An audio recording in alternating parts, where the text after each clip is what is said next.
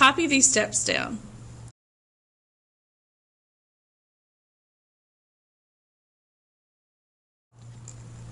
Copy this example down.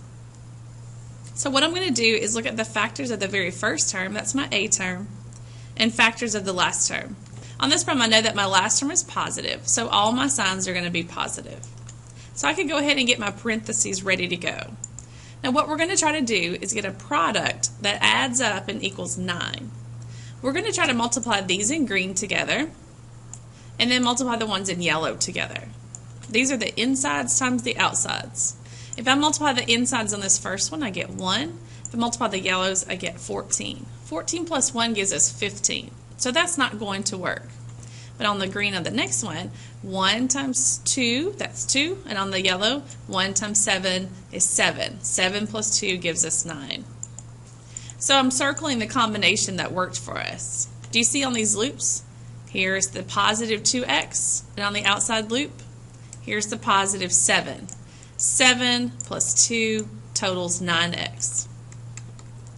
List the factors of A and list the factors of C.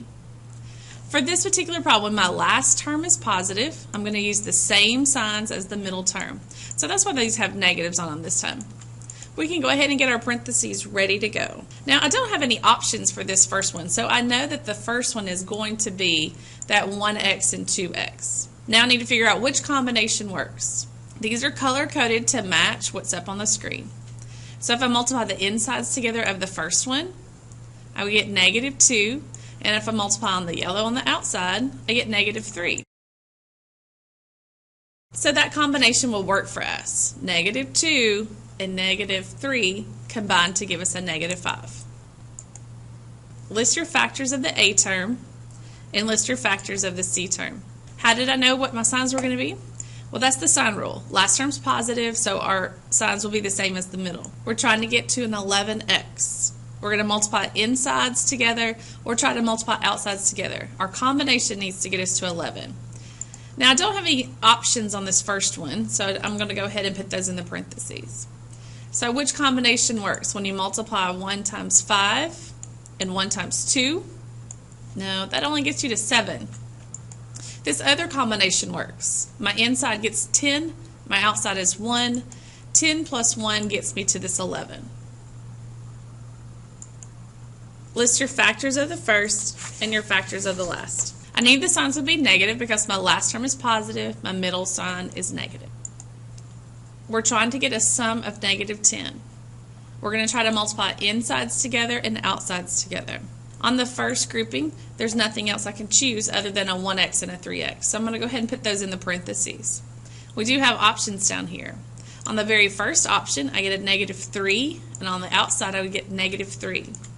That doesn't get us to negative 10, but you can see here, this combination gets us negative 9 and negative 1. Negative 9 and negative 1 combine to give us negative 10. Factors of the first. And what are going to be the signs on this one? They're all going to be negative. Go ahead and get the parentheses ready to go.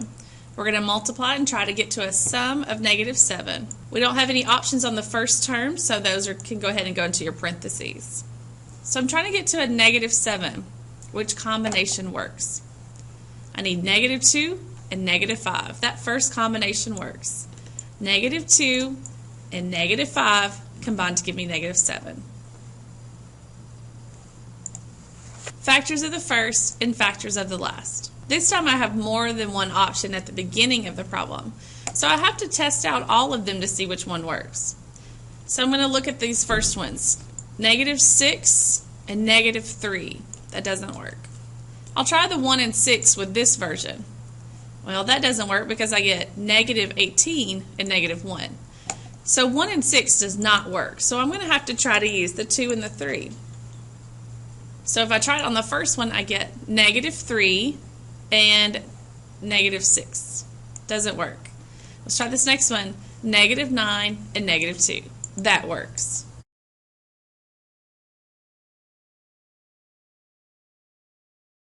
List factors of the first and factors of the last.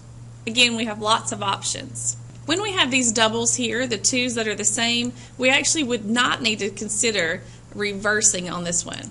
But since we have the 1 and the 4, I had to list all the reverse of the other ones.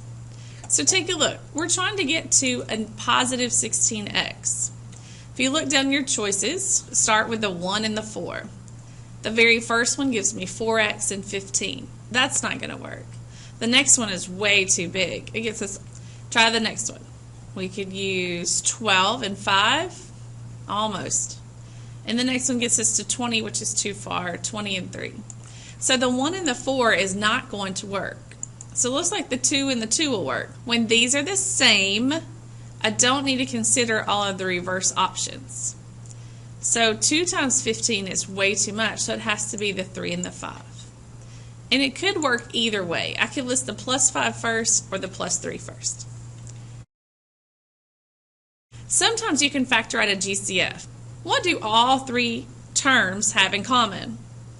They all have a 2 in common. So what we're going to do is divide each of these by 2. What would be left over? If I divide this one by 2, what would be left over?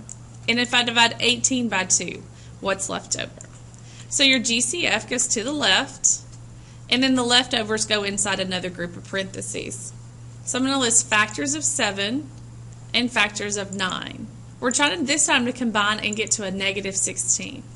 Notice I've already got my parentheses ready to go, and the GCF goes to the left. Since I don't have any options, I could go ahead and put the 1x and 7x into the parentheses. Now, which combination would combine to give us the negative 16? Yeah, that very first combination. It would give us a negative 7 and a negative 9.